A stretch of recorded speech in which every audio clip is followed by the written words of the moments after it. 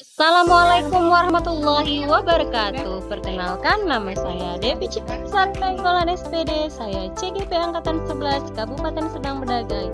Hari ini saya akan memaparkan koneksi antar materi modul 2.2 pembelajaran sosial dan emosional. Selamat menyaksikan. Pertanyaan pematik pada koneksi antar materi kali ini yaitu: apa kesimpulan tentang perubahan pengetahuan keterampilan sikap sebagai pemimpin pembelajar setelah mempelajari pembelajaran sosial dan emosional? Dan yang kedua, apa kaitan pembelajaran sosial dan emosional yang telah Anda pelajari dalam modul-modul sebelumnya?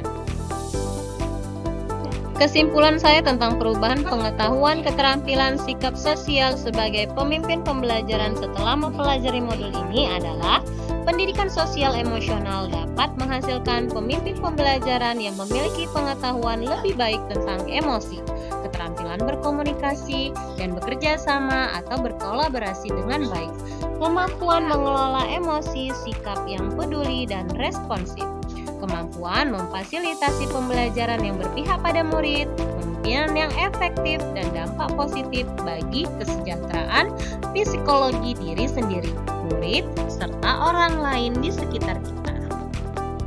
Sebagai seorang pemimpin pembelajar, harus menerapkan kelima kompetensi sosial dan emosional tersebut agar dapat mewujudkan pembelajaran yang nyaman, menyenangkan bagi murid, dan menciptakan karakter murid yang berbudi pengerti luhur, sehingga akan terjadi perubahan positif pada diri murid, baik secara pengetahuan, keterampilan, dan sikap. Jawaban untuk pertanyaan kedua, keterkaitan pembelajaran sosial emosional dengan modul 1.1 filosofi pemikiran Ki Hajar Dewantara, yaitu dengan pembelajaran sosial emosional guru dapat menciptakan well-being dalam ekosistem pendidikan di sekolah, sehingga menciptakan kondisi yang nyaman, sehat, bahagia. Hal ini sejalan dengan pemikiran Ki Hajar Dewantara, yakni menuntun kodrat anak agar menciptakan keselamatan yang setinggi-tingginya, sehingga anak akan senang dan semangat dalam proses belajarnya. Keterkaitan pembelajaran sosial emosional dengan modul 1.2, nilai-nilai dan peran guru penggerak. Dalam pembelajaran sosial dan emosional, guru dapat menemukan nilai dan peran pada guru dan murid dalam pengelolaan emosi, sehingga nilai kemandirian dan pembelajaran yang berpusat pada murid, serta peran guru penggerak sebagai pemimpin pembelajar dan mendorong kolaborasi dapat tercapai dan berjalan seimbang. Keterkaitan pembelajaran sosial emosional dengan modul 1.3, visi guru penggerak. Dalam pembelajaran sosial emosional dapat mewujudkan visi yang diharapkan dengan melakukan prakasa perubahan, dengan memberikan pembelajaran kesadaran diri, manajemen diri, kesadaran sosial, kemampuan berelasi, dan pengambilan keputusan yang bertanggung jawab, sehingga diharapkan dapat mewujudkan profil pelajar Pancasila.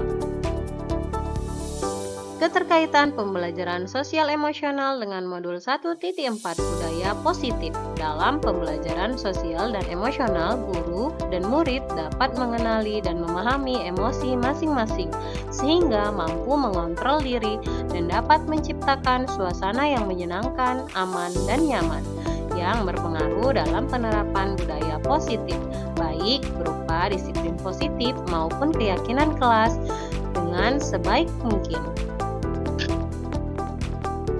Keterkaitan pembelajaran sosial emosional dengan modul 2.1, pembelajaran untuk memenuhi kebutuhan murid melalui pembelajaran berdiferensiasi. Dalam pembelajaran sosial emosional, guru dapat melakukan pembelajaran dengan mengidentifikasi perasaan dan emosi.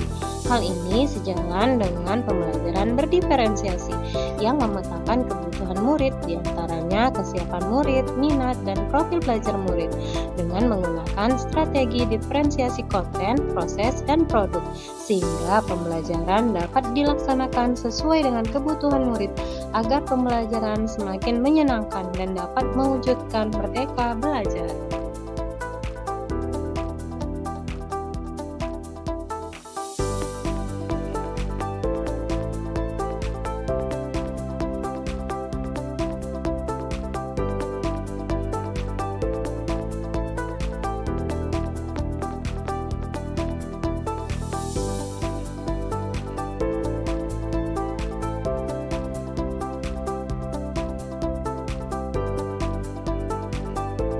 Sebelum mempelajari modul ini, saya berpikir bahwa kompetensi sosial emosional murid akan terbentuk dengan sendirinya sejalan dengan pertumbuhan dan perkembangan murid.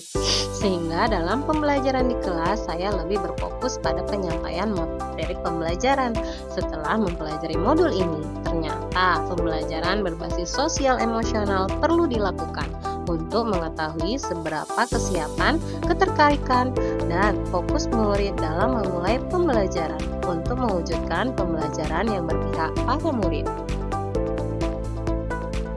Berkaitan dengan kebutuhan belajar dan lingkungan yang aman dan nyaman untuk memfasilitasi seluruh individu di sekolah agar dapat meningkatkan kompetensi akademik maupun kesejahteraan psikologis atau well-being, tiga hal yang mendasar dan penting yang saya akan pelajari adalah yang pertama, 5 kompetensi sosial emosional melalui peningkatan perilaku positif.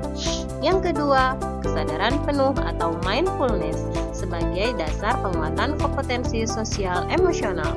Dan yang ketiga, pengintegrasian KSE di kelas maupun di lingkungan sekolah. Yang ketiga, berkaitan dengan perihal di atas, perubahan yang akan saya terapkan di kelas dan sekolah bagi murid-murid. Yang pertama, memberikan pengalaman belajar yang menumbuhkan dan mengembangkan kompetensi sosial emosional dengan mengintegrasikannya ke dalam konten dan strategi pembelajaran agar tercapai kesejahteraan baik secara akademik maupun non-akademik dan psikologisnya.